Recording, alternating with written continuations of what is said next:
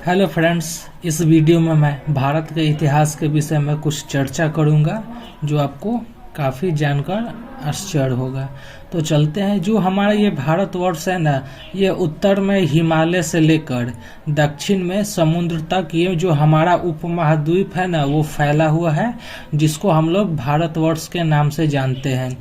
पुराणों में यानी कि प्राचीन समय में इसे भारतवर्ष कहा जाता था। भारतवर्ष यानी कि भरतोत का देश, यानी कि भारतवर्ष में पहले भरत राजा का शासन था, इसलिए इसे भरतों का देश कहा जाता था। और इस देश के निवासी को हम लोग भारतीय कहते थे, यानी कि राजा भरत की संतान। प्राचीन समय में ये जो हमारा देश था ना, वो कबीले का नाम था, यानी कि ये जो प्राचीन समय में हमारा देश भी एक कबीला ही था। बाद में इस कबीले के लोग अपने आप को जम्मू द्वीप के वासी कहने लगे, यानी कि जम्मू द्वीप यानी कि पहले भारत में जामुन का पेड़ था और इसी के चलते लोग इसे जामुन का द्वीप कहने लगे और इसे बाद में ये जम्बू द्वीप के नाम से काफ़ी प्रचलित हुआ प्राचीन समय में। अब चलते हैं आगे। ईरानी इसे सिंधु नदी से जोड़कर हिंदू यानी हिंदुस्तान, यानी कि जो ईरानी लोग थे ना, जब ये भारत आए तो उधर से सिंधु नदी से होते हुए आए और सिंधु नदी के नाम से ही इनको क्या कहने लगे, सिंधुस्तान कहने लगे। और बाद में ईरानी को सिंधु न बोलकर वे लोग इसे हिंदू बोलने लगे और बाद में हिंदू से यह हिंदुस्तान बन गया।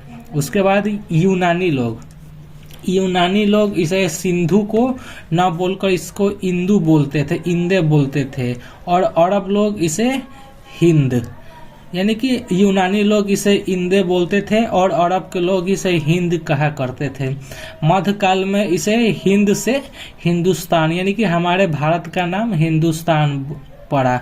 हिंदुस्तान शब्द फारसी के शब्द हिंदू से बना है। जो फारस के लोग थे इसे सिंधु को वे लोग हिंदू बोलते थे और इसे हिंदू से ही हमारे देश का नाम हिंदुस्तान हुआ। यूनानी इसे इंदे बोलते थे, यानी कि यूनान के लोग इसे इंदे बोलते थे।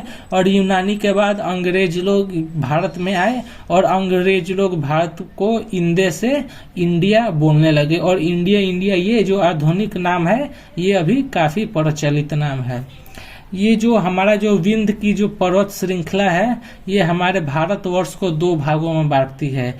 विंध्य के उत्तर वाले भाग को उत्तर भारत और विंध्य पर्वत से नीचे वाले भारत को हम लोग दक्षिण भारत कहते हैं। जो उत्तर वाले जो भारत के लोग हैं ना, वो इंडो यूरोपियन भाषा का प्रयोग करते हैं, यानी कि वे लोग इंडो यूरोपियन लोग जो उत्तर भारत में आकर बसे और वही अपने लैंग्वेज का यूज करने लगे और इसी लैंग्वेज को हम लोग इंडो यूरोपियन भाषा कहते थे और इसी से लोग अपने आप को इंडो यूरोपियन कहने लगे। लेकिन जब दक्षिण भारत के लोग द्रविड़ भाषा बोलते थे, यानी कि जो दक्षिण भारत में द्रविड़ लोगों का बहुमत था और वे लोग अपनी भाषा का यूज करते थे, इसलिए उत्तर भारत को इंडो यूरोपियन भाषा के लोगों का गढ़ कहा जाने लगा और दक्षिण भारत में यानी कि दक्षिण में द्रविड़ भाषा का बोलबाल हो गया। अब चलते हैं भारत के इतिहास के विषय में। भारत के इतिहास को तीन भागों में बांटा गया है, यानी कि जो हमारा इंडिया के इतिहास है उसको तीन भागों में बांटा गया है। पहला है प्राचीन भारत, दूसरा मध्यकालीन भारत, तीसरा है आधुनिक भारत। यानी कि ये जो तीन है, ये भारत के इतिहास के तीन अहम हिस्से हैं और इसे बांटने का श्रेय जाता है जर्मन के इतिहासकार को। यानी कि जो हमारे इंडिया को इतिहास को जो तीन भागों में बांटा है वो जर्मन के इतिहासकार है और इनका नाम है क्रिस्टोफ सेलियरस, यानी कि जर्मन इतिहासकार क्रिस्टोफ सेलियरस थे। इन्होंने ही भारत के इतिहास के विषय में कुछ लिखा है और इसको तीन भागों में बांटा है। क्रिस्टोफ सेलियस का जन्म 1638 में हुआ और इनकी मृत्यु 1707 AD में हुई। तो आशा करता हूँ आपको ये मेरी छोटी सी एक्सप्लेनेशन पसंद आई होगी। तो मिलते हैं भारत के इतिहास के साथ। Stay tune.